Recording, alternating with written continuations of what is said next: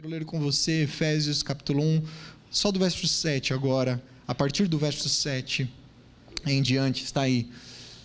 Leia comigo. Nele temos a redenção por meio de seu sangue, o perdão de pecados. Nele quem? Em Cristo Jesus. Amém? De acordo com as riquezas da graça de Deus, a qual Ele derramou sobre nós com toda a sabedoria e entendimento, e nos revelou o mistério da sua vontade, de acordo com o seu bom propósito que Ele estabeleceu em Cristo, isto é, de fazer convergir em Cristo todas as coisas celestiais ou terrenas na dispensação da plenitude dos tempos.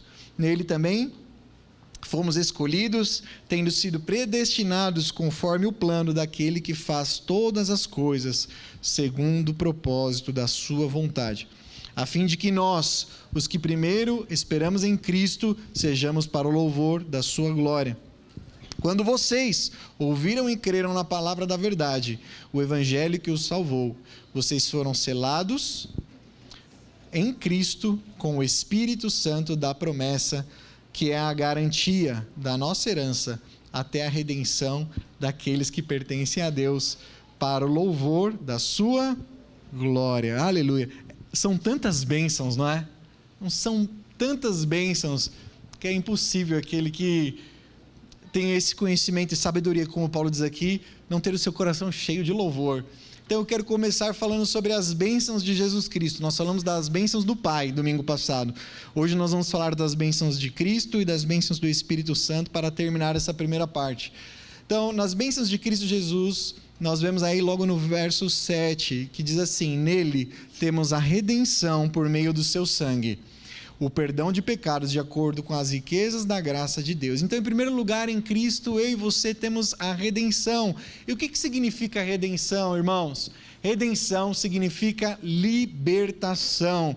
A palavra redenção nesse texto, no grego, significa livramento mediante o pagamento de um preço, e era principalmente aplicada ao resgate de escravos ou para aqueles que estavam condenados à pena de morte merecida por algum crime, mas eram de alguma forma redimidos. A redenção significa isso, libertação, e foi isso que Jesus fez por mim e por você. Ele diz: nele temos a redenção, ou seja, nele os crentes em Jesus têm a libertação, a redenção. Mas Jesus nos libertou do quê?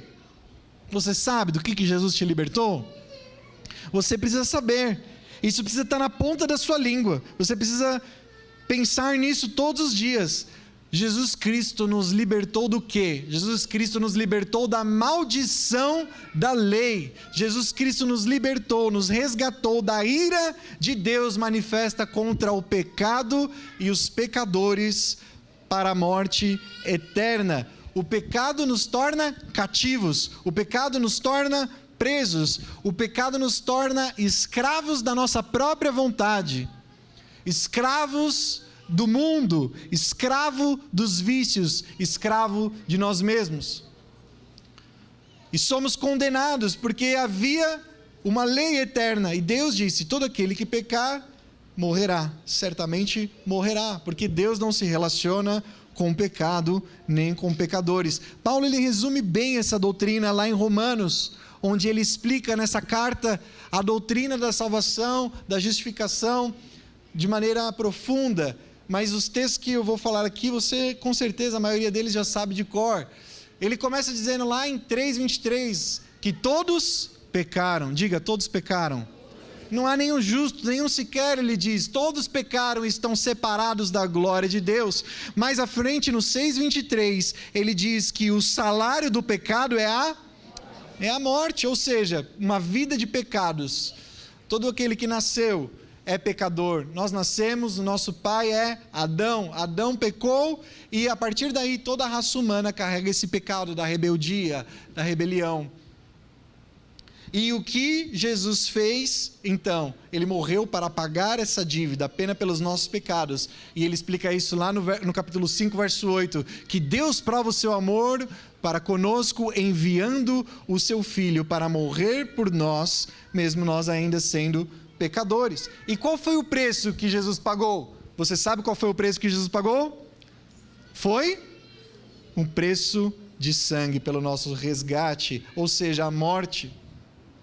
No Antigo Testamento a gente vê o sistema de sacrifícios, principalmente na Páscoa. Se você leu o Êxodo agora, você está lendo o Êxodo, você viu que um cordeiro precisou ser morto em cada família. O sangue foi aspergido nos umbrais das portas para que o anjo não passasse naquela família e matasse os primogênitos na última praga que Deus instituiu sobre o Egito. Isso foi um sistema de sacrifícios que começou a partir dali. A partir dali não. Logo no Gênesis, lá no capítulo 3, Deus já teve que sacrificar um animal para cobrir de peles Adão e Eva. Já foi ali, Deus já mostrou que ali, para o pecado, alguém precisaria ser morto.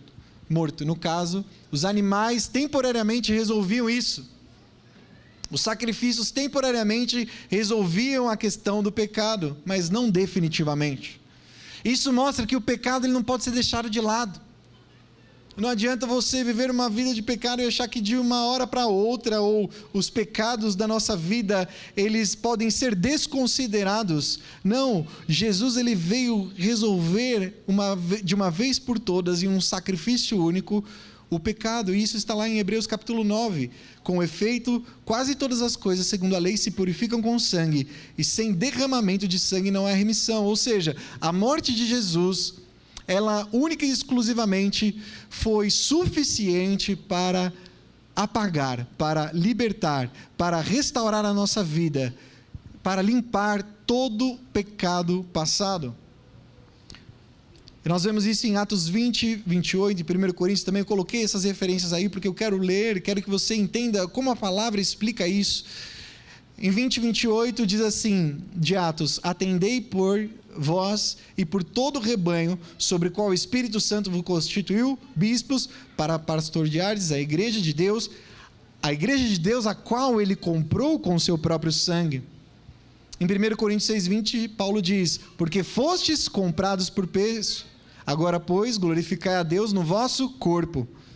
Em 1 Pedro 1,18, o apóstolo diz: sabendo que não foi mediante coisas corruptíveis, como prata ou ouro, que fostes resgatados do vosso fútil procedimento, que vossos pais vos legaram, mas pelo precioso sangue, como de cordeiro, sem defeito e sem mácula, o sangue de Cristo, conhecido com efeito antes da fundação do mundo, porém manifestado no fim dos tempos, por amor de vocês. Lembra que eu falei no domingo passado que Deus não foi pego de surpresa com o pecado de Adão? Antes da fundação do mundo, Jesus Cristo já estava separado para vir no meio e no seu lugar, e através do seu sangue nós conseguimos a purificação e o perdão dos nossos pecados.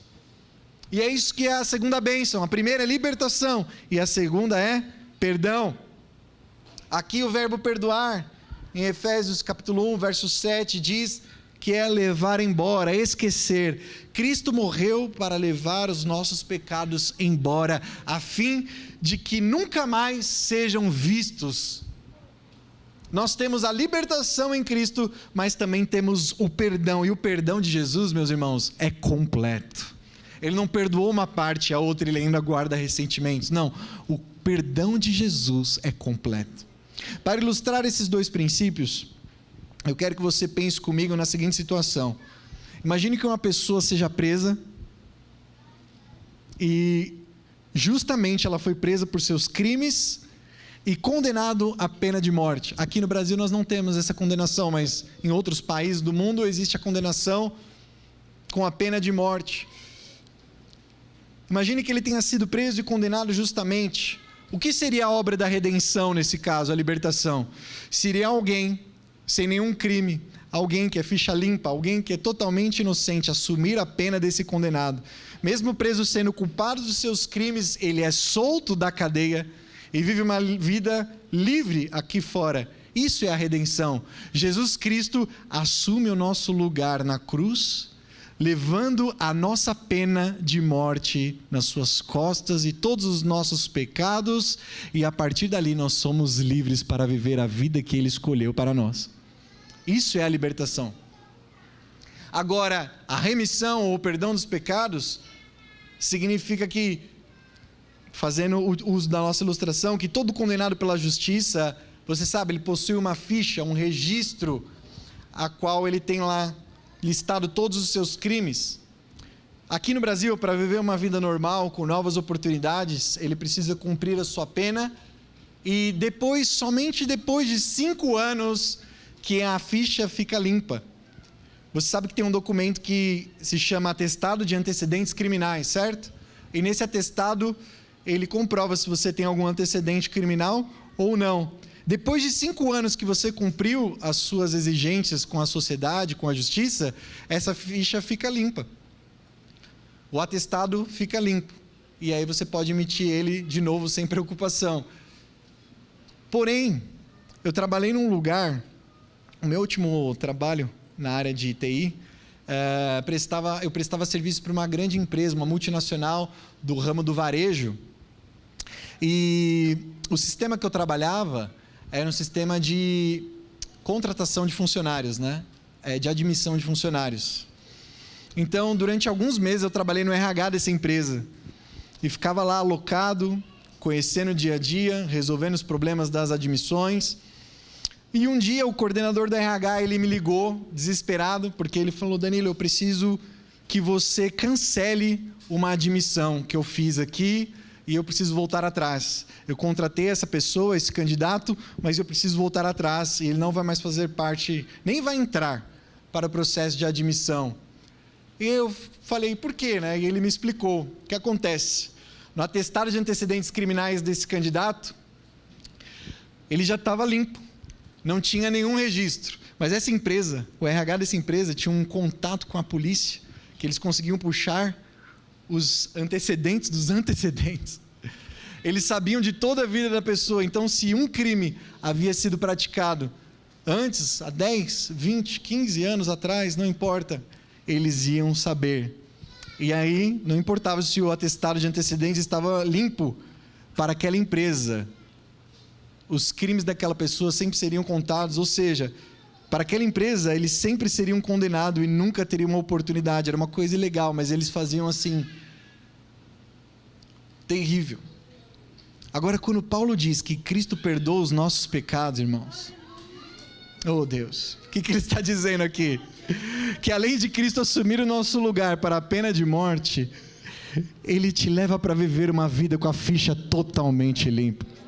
O diabo pode até querer te acusar, eu sei que ele faz isso, mas lá atrás, mas não sei o que, não importa o que ele diz para você, quando ele chega diante de Deus para querer te acusar, Deus fala assim, não, o sangue do meu filho já limpou todo o pecado. Colossenses capítulo 2 diz isso, leia comigo, Deus os vivificou juntamente com Cristo, leia aí, Ele nos perdoou todas as transgressões e cancelou a escrita de dívida, que consistia em ordenanças e que nos era contrária, Ele a removeu pregando na cruz. A sua ficha no céu, nas regiões celestiais, é totalmente limpa perante Deus. O diabo pode acusar você, e você, se cai nas acusações do nosso adversário, você está perdendo tempo, porque para Deus, se você creu no sacrifício de Jesus, irmão, a sua ficha lá nas regiões celestiais, no céu, está totalmente limpa. Você é ficha limpa. Aleluia. Glória a Deus. São muitas bênçãos. E em terceiro lugar, depois da libertação e o perdão de pecados que nos faz ser ficha limpa, Jesus nos revela a vontade de Deus. Vamos ler Efésios capítulo 1, do verso 8 ao 10. Diz assim: generosamente derramou sua graça sobre nós, e com ela toda a sabedoria e todo entendimento. Agora Deus nos revelou sua vontade secreta a respeito de Cristo. Isto é, o cumprimento de seu bom propósito, e o plano é este: no devido tempo, Ele reunirá sob a autoridade de Cristo tudo o que existe nos céus e na terra. Aqui eu coloquei na NVT, Nova Versão Transformadora, porque esse texto parece difícil quando lemos na Almeida. Mas aqui, o que Paulo está querendo dizer, e você, por favor, preste atenção nesse princípio, porque ele é muito precioso. Ele está dizendo que Cristo, além de nos libertar e perdoar os nossos pecados, Ele também ilumina nossa mente com conhecimento e sabedoria para um mistério. E qual é esse mistério? Lá em Efésios capítulo 3 nós vamos ver isso melhor, mas é o mistério da inclusão dos gentios. Gentios são todos aqueles que não são judeus, na nova sociedade de Deus em condições iguais à dos judeus. No Antigo Testamento nós aprendemos que Israel foi escolhida como a nação que Deus abençoaria para representá-lo na terra. Mas o que Paulo está dizendo é que, assim como anteriormente foi dado a Israel essas bênçãos, Paulo estava falando que através de Cristo, Deus estava trazendo todos os povos, todos os que vierem a crer, de volta à comunhão consigo mesmo. Ou seja, não é somente agora Israel que está no plano de Deus, como foi no Antigo Testamento. Não, Deus escolheu todo povo, língua e nação, para que através do seu Filho Jesus, todos os que crescem, fossem incluídos na promessa. Ele continua dizendo que o plano de Deus para a plenitude dos tempos é fazer convergir, ou aqui na tradução que nós lemos é reunir, o plano é este: no devido tempo ele reunirá sob a autoridade de Cristo tudo que existe nos céus e na terra. Mas na NVI estar fazer convergir, isso quer dizer o quê? Que vai chegar um tempo, igreja, que toda a criação reconhecerá Cristo como cabeça de todas as coisas. No tempo presente ainda existe um caos no universo. No tempo presente nós ainda não nos relacionamos com a natureza da forma que Deus planejou. No tempo presente ainda existe uma desordem, catástrofes, doenças e enfermidades. Mas chegará um dia que todas as coisas estarão sujeitas à autoridade de Jesus Cristo. Nós ainda não nos relacionamos com os animais na forma total que Deus havia planejado. Eu assisto uma série que eu gosto muito no Netflix, que chama Meat Eater. Eu convenci o Heitor a assistir, ele gosta muito também. Que significa, na verdade, é carnívoro, Meat Eater é comedor de carne. E não me julgue, mas a série é sobre não é uma série fictícia, não é ficção, é realidade. Ele vai nos lugares, o Steve ele chama, ele vai na natureza e ele caça os animais, mas não é irregular, ele tem uma licença para isso, tem que ser a temporada certa, no lugar certo, ele não pode fazer nada contra a lei. Então, ele vai num determinado lugar que os cervos está numa superpopulação. Aí ele tem a ficha lá, autorização para caçar, e ele vai lá, fica 5, 6, 7 dias no lugar, na natureza, sem eletricidade, sem nada, bem bicho do mato mesmo. E aí, quando ele encontra um animal, ele vai atrás, ele fica dias e dias esperando, observando. Dá muito trabalho caçar. Alguém já caçou aqui? Olha lá, Reinaldo. É isso aí, dá trabalho, não dá? E aí o que acontece? E que eu acho maravilhoso, Ele não é indiferente. Ele é um admirador da natureza, A Lara assiste comigo também, eu meio que obrigo, E aí ele é um admirador da natureza, então ele não é um predador. É impressionante, irmãos. Ele olha para aquele animal de longe, no binóculo, e fala: nossa, que coisa linda. E quando ele abate o animal, ele chega lá e ele começa a passar a mão, e começa a alisar o pelo daquele animal, e começa a admirar. Ele queria ter um relacionamento diferente, eu percebo.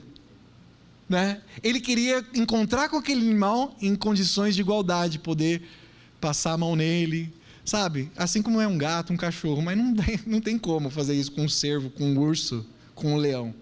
Ele não caça leões, nada disso, mas enfim, só alguns animais. Paulo está se referindo nesse texto, irmãos, que vai chegar um dia, a qual ele chama de plenitude dos tempos, que haverá uma renovação cósmica. Vai haver uma redenção do universo todo. E nós, a igreja, nós já somos uma antevisão disso. Hoje, Cristo já é a nossa autoridade máxima. Por isso que Paulo diz que nós somos o corpo e Ele é o cabeça. Significa que Cristo deveria nos unir. Ele nos une nele. Deveria não, Ele nos une. Nós é que somos rebeldes, mas Cristo, a sua vontade é que sejamos unidos nele. Mas não unidos somente eu com o pastor Rodrigo. Não é isso apenas. Isso também é verdade. Mas nós, em nossa vida, sejamos um nele. Deus não se agrada que nós separemos a nossa vida em áreas. Ou seja, a gente usa muito essa expressão, o secular e o mundano. E o santo. Aquilo que é santo, daquilo que é secular. E o que é secular está lá fora, e o que é santo é aqui de dentro. Isso é errado. Você separa a igreja do trabalho, você separa a igreja da escola, você separa a oração de todas as outras coisas, você separa o que mais? A sua família da igreja. E isso é errado. Porque se Cristo nos faz um nele, Ele quer que sejamos todo dele. Você não está aqui hoje adorando a Deus, louvando a Ele, ouvindo a sua palavra, e quando você sair por aquela porta, Jesus vai ficar aqui dentro. É assim que funciona? Não. E por que nós separamos o que é santo do que é secular? Não existe essa separação. Quando você está trabalhando, Cristo está lá com você. Quando você está na escola, Cristo está com você. Quando você está no transporte, Cristo está com você. Por isso Ele sabe o que você conversa, Ele sabe o que você fala, Ele sabe o que você pensa. A questão é, você é um com Ele em sua totalidade? Ou você separa as áreas da sua vida? No que Cristo se envolve e no que Ele não se envolve? Ou Ele é o cabeça de todas as coisas, ou Ele não governa. Ele não aceita metade. E isso é importante, porque vivemos uma vida dividida, mas ou Ele é o cabeça e a autoridade sobre todas as coisas, pelo menos nesse início agora, nessa era que estamos vivendo, da igreja, ou estamos fora.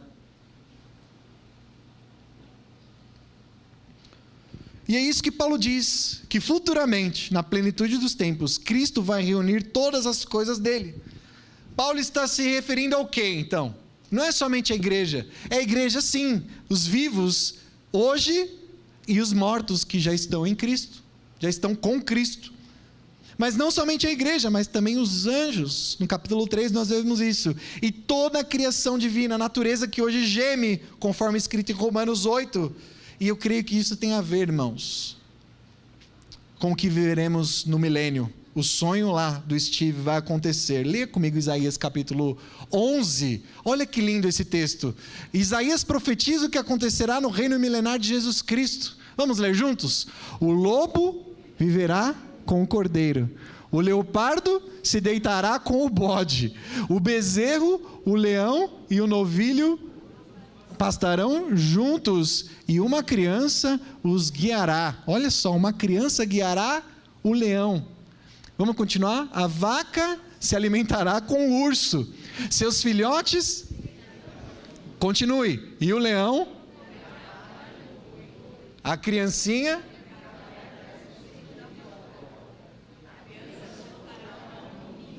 Que pai aqui deixa a criança colocar a mão no ninho da cobra? Ninguém, né? Ou tem alguém aqui? Vou te denunciar. Mas não, isso vai acontecer um dia.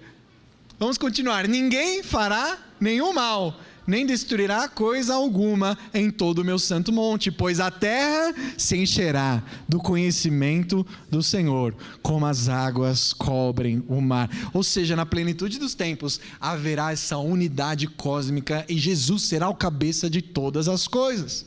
Aleluia! Nós vamos desfrutar dessa natureza regenerada. Isso é lindo demais.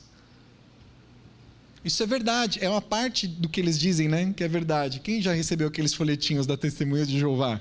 Tem aquelas fotos, aí tem o bezerro, o leão, né, aquela coisa, aquela luz vindo, né? É o reino milenar de Jesus Cristo, vai acontecer.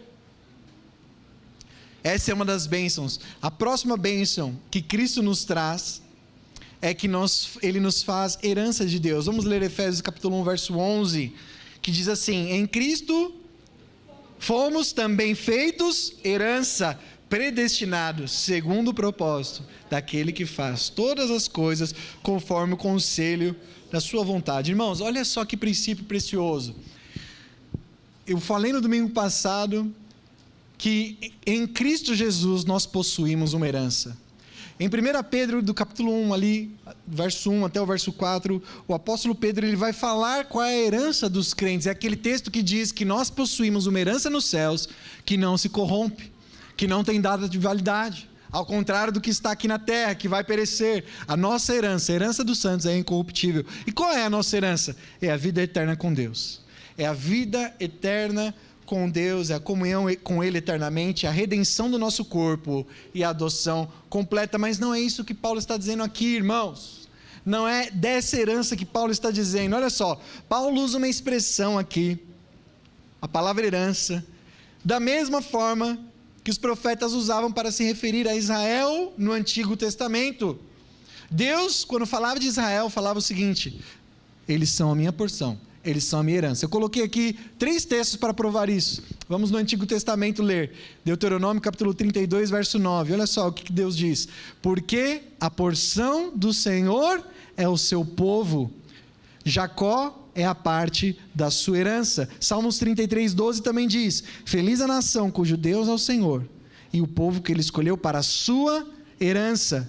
Zacarias 2, do 11 ao 12 diz: naquele dia muitas nações se juntarão ao Senhor. Essa daqui é uma promessa escatológica.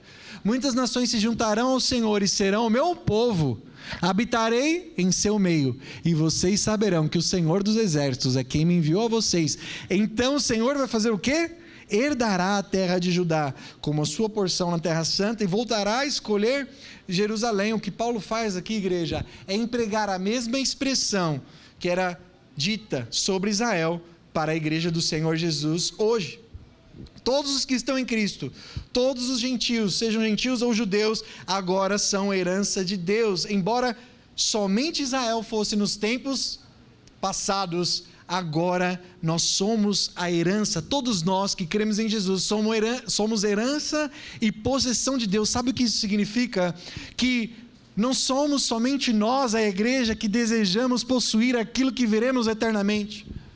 Você deseja viver essa vida eternamente com Ele, na presença dEle total, da sua completa redenção do corpo, completa adoção em Cristo Jesus. Mas o impressionante desse texto é que não é somente a igreja que deseja, mas Deus também deseja a igreja, porque a igreja é a sua herança. Ou seja, não somente nós desejamos, mas Deus deseja ansiosamente nos ter para Ele. Cantamos aqui: meu Salvador, serei para sempre teu. É isso que nós seremos. Não somente receberemos as bênçãos eternas, mas Deus nos receberá eternamente com Ele. Você entende que muda um pouco a perspectiva? Não somente nós desejamos a eternidade, mas Deus nos deseja completamente e eternamente. Você é desejado dEle. Ele te deseja hoje. Ele está ansioso para esse dia, o dia que Ele terá eu e você completamente. Aleluia! Quais são as bênçãos agora do Espírito Santo? Já falamos das bênçãos em Cristo Jesus, mas e o Espírito Santo? Para encerrar, os versos 13 e 14 dizem isso. Falamos das bênçãos lá da eternidade passada, dadas pelos pais, das recebidas em Cristo no presente, e temos também experiências do Espírito, que são sim desfrutadas hoje, mas apontam para um futuro glorioso da igreja. Verso 13, leia aí: nele, quando vocês ouviram e creram na palavra da verdade, o evangelho que os salvou, vocês foram selados com o Espírito Santo da promessa. O NVT aqui que está melhor: agora vocês também ouviram a verdade, né? As boas novas da salvação, e quando creram em Cristo, Ele colocou sobre vocês o selo do Espírito Santo que havia prometido. Olha só, irmãos, o evangelho, a salvação, né, a mecânica da salvação está aqui, nesse verso 13. O processo inteiro está explicado aí. O que é? Um pecador, quando recebe lá, ele já recebeu, lá no início de tudo, lá na eternidade passada, a eleição e a sua predestinação como filhos. Mas aí vem o momento da salvação, o momento em que o pecador se encontra com a palavra de Deus. Ele ouve sobre o evangelho da salvação, isto é, ele ouve que Jesus Cristo veio em seu lugar, assumiu a pena de morte no seu lugar, e você tem o perdão de pecados, basta crer em seu nome, e a partir daí, você recebe o que o Paulo está chamando de selo do Espírito Santo de Deus. O selo possui vários significados. O primeiro deles é que o selo marca uma transação autêntica. Quando documentos são enviados pelas autoridades, documentos legais, documentos importantes são tramitados, eles recebem um selo oficial para indicar a conclusão da transação. Jesus Cristo nos comprou e nos deu o selo que garante que um dia estaremos com o Pai eternamente. Um dia a transação será completa. O selo também representa o quê? Posse. Na época que Paulo escreveu isso, o gado era marcado. O gado é marcado até hoje, que recebe ali aquela marca no seu couro, para mostrar quem é o dono dos animais. Mas na época de Paulo, não somente o gado, mas também os escravos eram marcados na sua pele, e os soldados do Império Romano também eram marcados nos seus braços, para mostrar a quem eles serviam. Estes selos eram externos. O que Deus faz? Deus coloca o seu selo no nosso coração. Agora o selo de Deus está no coração do povo de Deus, para mostrar que eles não pertencem mais a este mundo, mas pertencem somente a Ele. Aleluia! Nós somos o seu povo e a sua propriedade. E o selo também, irmãos, te torna autêntico. O selo é como se fosse uma assinatura do dono, que atesta a genuidade do documento. Se temos o selo, significa que não somos mais de nós mesmos. Paulo diz isso lá em Romanos 8. Se alguém não tem o Espírito de Cristo, ou seja, se alguém não tem o selo de Deus, que é o Espírito Santo, este não pertence a Cristo. Aleluia! Você possui o selo do Espírito Santo marcado no seu coração, na sua alma, na sua mente. O Espírito Santo testifica ao seu espírito que você é filho de Deus, que você tem um dono, que você é propriedade dele, que você não pertence mais a si mesmo. Então alegre-se, abra sua boca para louvá-lo. Você tem um destino certo. O seu destino não é a terra, o seu destino é o céu. Aleluia! Glória a Deus! Aleluia! Irmãos, eu me sinto abençoado e rico. E você? Ao final nós vamos louvar aqui, mas só vai louvar de verdade os abençoados e ricos, amém? Aleluia! Aleluia! São muitos benefícios. A lista não para por aí. Vamos falar do último? Foram muitos até aqui, mas o último é que em Cristo, o selo do Espírito Santo agora também é a garantia. Efésios 1,14, leia comigo. Vamos ler Efésios 1, verso 14. Leia aí, bem forte, para terminar. O Espírito...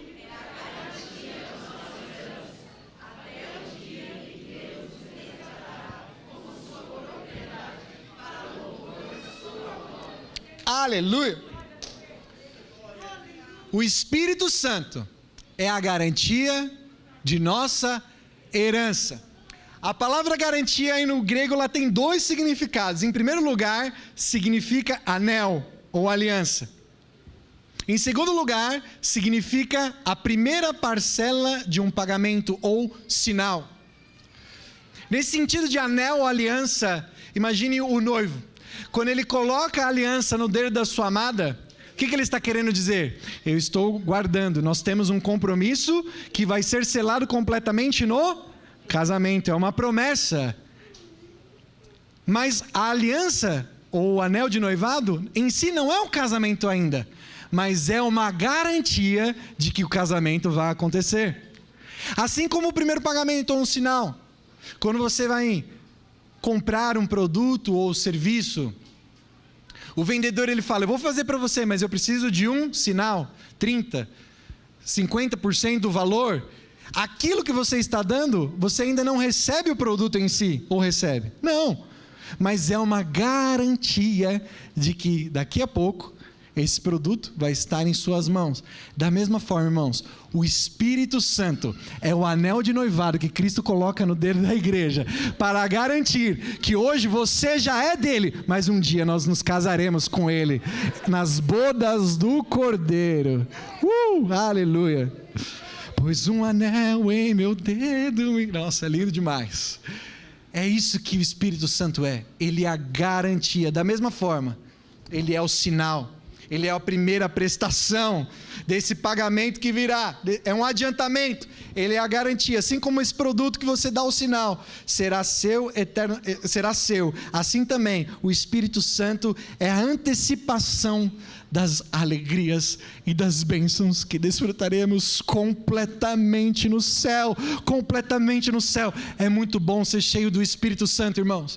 Quando o nosso coração explode de alegria, nós estamos com ele aquecidos pelas verdades espirituais. Nossa boca entoa um louvor, lágrimas começam a correr pelas nossas faces quando dizemos: Santo, Santo, Santo é o Senhor, porque nos consideramos tão privilegiados pelo que ele fez. Ao redor as situações podem dizer ao contrário, mas nós sabemos que nosso lugar é lá, porque ele já colocou um anel, porque ele já pagou o sinal, e nós estaremos com ele. A obra que hoje nós desfrutamos aqui é muito boa, ela é alegre, ela é satisfatória no seu quarto, em comunidade, mas um dia ela será completa, com muito mais alegria que não dá para explicar. Por isso Paulo diz, igreja: enchei-vos, sejam cheios, enchei-vos continuamente com o Espírito Santo. Se você não for cheio com o Espírito, você será cheio das coisas naturais, das coisas da terra, e isso vai trazer angústia, tristeza, peso, sobrecarga. Os crentes nunca foram tão infelizes. Somos fracos no nosso trabalho, somos fracos no nosso serviço cristão, somos fracos na prestação de contas, somos fracos na confissão de pecados, somos fracos uns aos outros e não atendemos às necessidades uns dos outros, porque não somos cheios do Espírito, estamos muito egoístas. Por isso que Paulo escreveu essa carta, para nos lembrar de Deus, que a igreja serve a Deus, e quando a igreja está cheia de Deus, a igreja pensa menos em si, pensa menos nos carros, nas posses, nos trabalhos, nos filhos, pensa em Deus e na igreja. Senhor, você está cheio de problemas, eu também estou. Você tem várias demandas, eu também tenho, todos nós temos, uns sofrem mais que os outros, mas ainda assim, caímos nos erros de ficarmos olhando para aquilo que está aqui, ó. Esquecemos que pertencemos a uma igreja local, mas que é uma igreja global, uma noiva.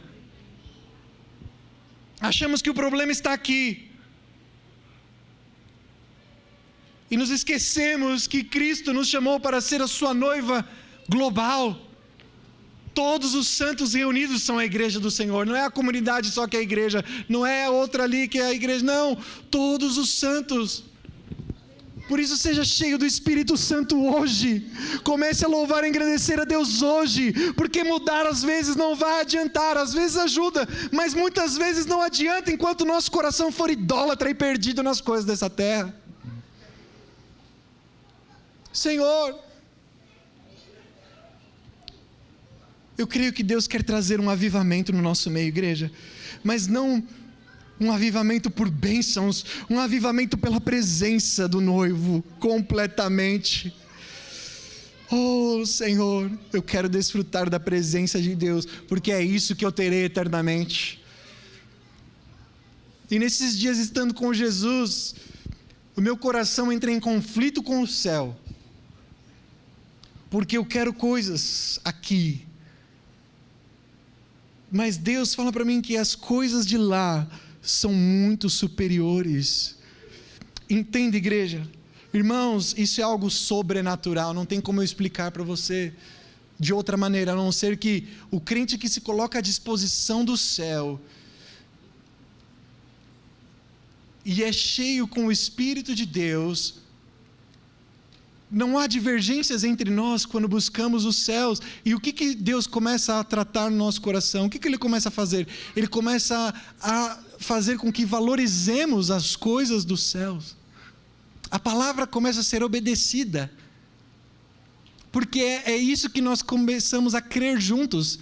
Não é uma liderança que está instituído, não é uma visão, uma doutrina que foi criada, ou, sabe, uma missão da igreja. Não, é algo que a palavra diz e que testifica no coração de cada um.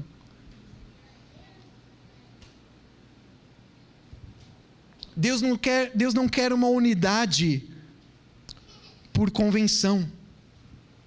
Você dizendo, tá bom, eu estou aqui agora, o que tem para fazer, eu vou fazer.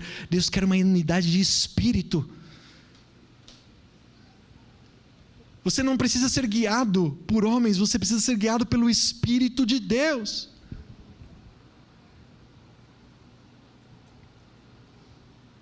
Há quanto tempo o Espírito não fala ao seu coração as verdades da palavra?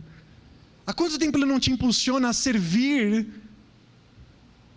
Há quanto tempo ele não te impulsiona a pedir perdão? Mas porque ele se calou. Você não dá atenção. E aí aqui tudo parece que não faz sentido. Você não está entendendo a palavra do Senhor. Mas está aqui. Eu não disse nenhuma novidade, eu disse o que está escrito em Efésios do capítulo 1, do verso 1 até o verso 14. Paulo está tentando ali começar a carta, lembrando a igreja do que é mais importante. Se não estarmos focados nas bênçãos celestiais, você não vai obedecer nada. Se não entendermos o grande privilégio e alegria que temos nele, nada mais vai satisfazer você. Você vai correr atrás de tudo e vai ser infeliz. Paulo termina o verso 14 dizendo, mais uma vez, a expressão para o louvor da sua glória. Você percebe que ele fecha o bloco do Pai, falando para o louvor da sua gloriosa graça. Depois, o bloco do Filho, para o louvor da sua gloriosa graça. E no verso 13 e 14, falando do Espírito Santo, para o louvor da sua glória. Durante esses 2 dias, irmãos, nós falamos sobre bênçãos espirituais, uma herança que não podemos ver, apenas sentir pela pessoa do Espírito Santo habitando em nós. O objetivo de tudo isso que eu falei aqui, igreja, é que nós possamos louvar a Deus. Paulo está nos ensinando o que é louvor. Louvor. Eu não posso te dar garantia nenhuma do que não foi escrito aqui. Eu não posso te dar garantia nenhuma de que a partir do momento que você entender as bênçãos espirituais, as outras coisas vão se resolver. Não, o que ele está dizendo aqui, com as bênçãos espirituais sendo entendidas pelo Espírito de sabedoria e conhecimento da parte de Deus, nós começaremos a entoar um louvor, ou seja, aquele crente que é cheio do Espírito Santo, que entendeu as bênçãos do Pai, as bênçãos do Filho, as bênçãos do Espírito, ele louva melhor. Paulo está querendo dizer, igreja, você precisa louvar melhor. Por isso que eu vou começar aqui a explicar o Evangelho para você. Viver para o louvor da sua glória não é somente adorá-lo com as suas palavras e ações, mas também levar outros a vê-lo e adorá-lo. É isso, nosso testemunho, ele é comprovado pela nossa vida e pelo que falamos, o nosso louvor a Deus.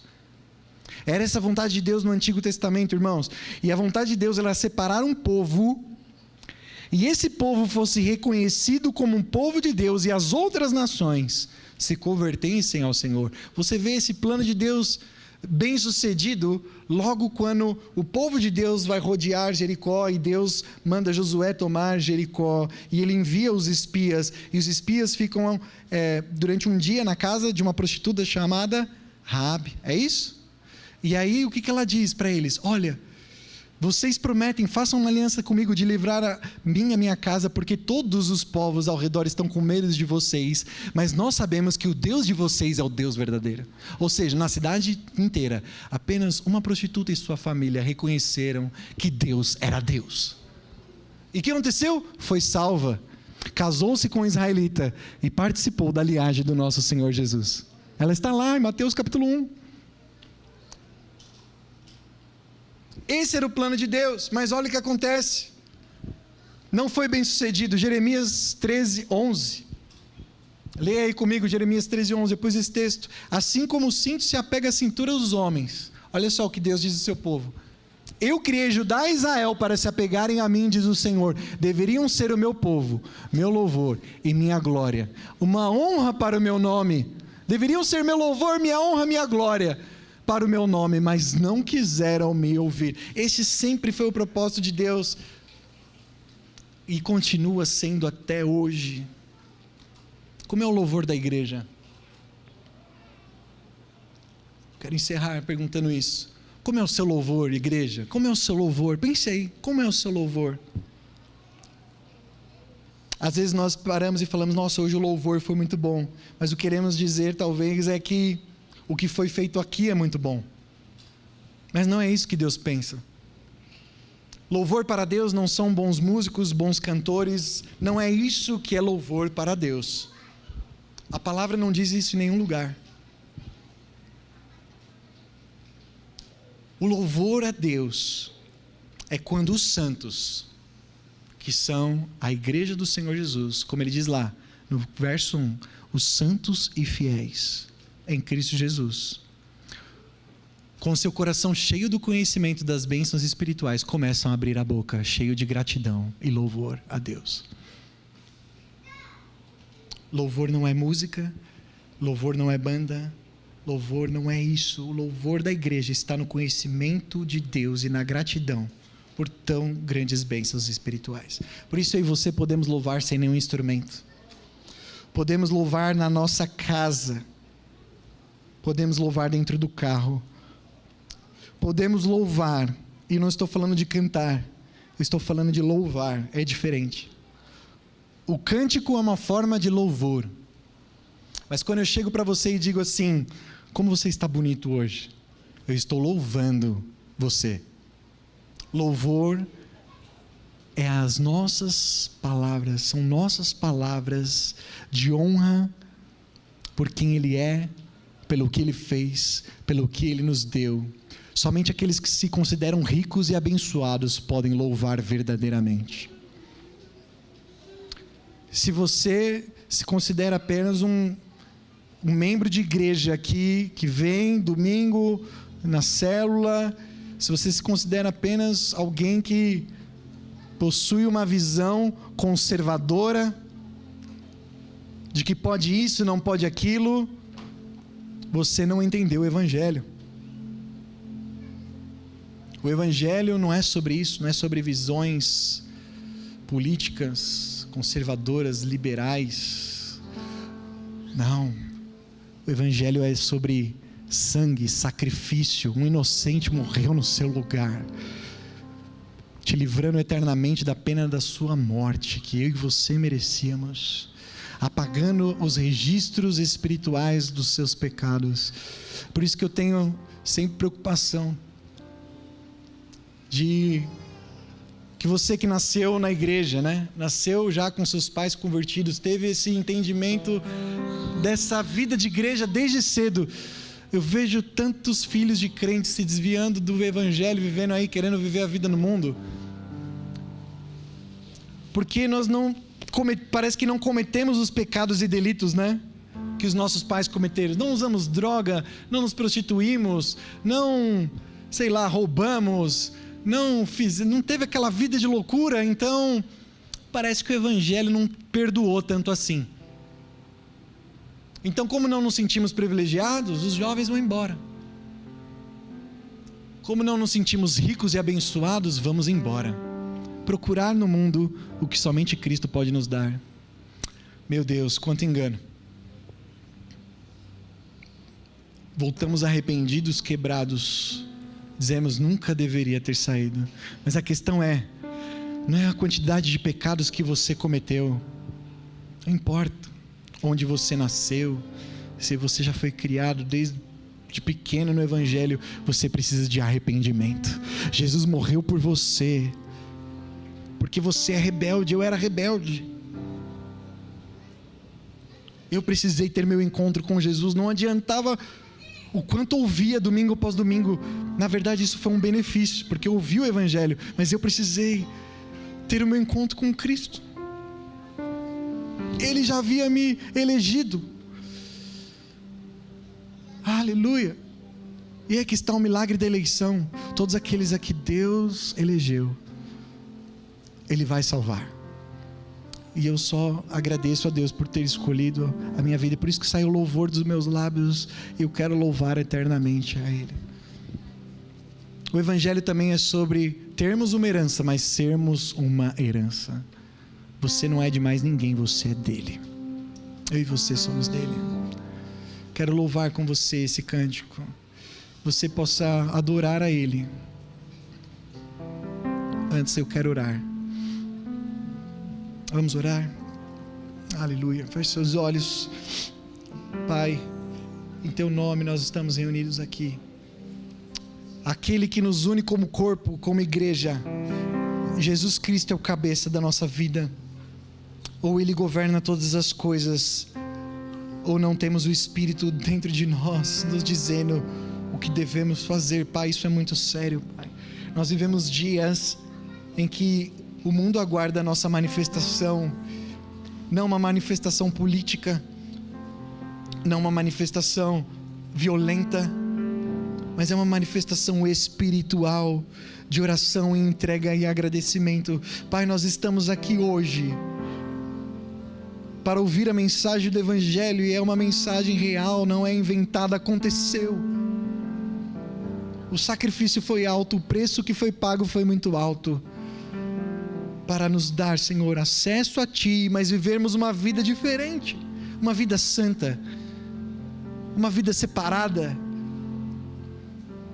Nós deveríamos ser conhecidos pela nossa alegria, apesar de tudo o que acontece ao redor. Pai, uma vida de satisfação, não uma alegria falsa, não é a alegria daquela alegria das coisas que, não, tudo vai dar certo no final, não é essa alegria ilusória, não, é uma alegria convicta, Senhor, satisfação diária, satisfação, Pai, eu preciso dessa alegria todos os dias da minha vida, de satisfação. Pai, ao acessar o céu, que a Tua igreja seja cheia do Espírito Santo, e que o céu brilhe mais do que qualquer uma das riquezas aqui nessa terra, das coisas que irão ficar. Senhor, nós temos vivido essa hipervalorização de coisas da terra, coisas materiais, empregos, carreiras. Às vezes até a família, Senhor, e isso tudo é importante, com certeza tem o seu lugar, mas não pode ocupar todo o nosso coração. Nós somos Teus, e o Senhor tem ciúmes da Tua igreja, o Senhor tem zelo pelos Teus.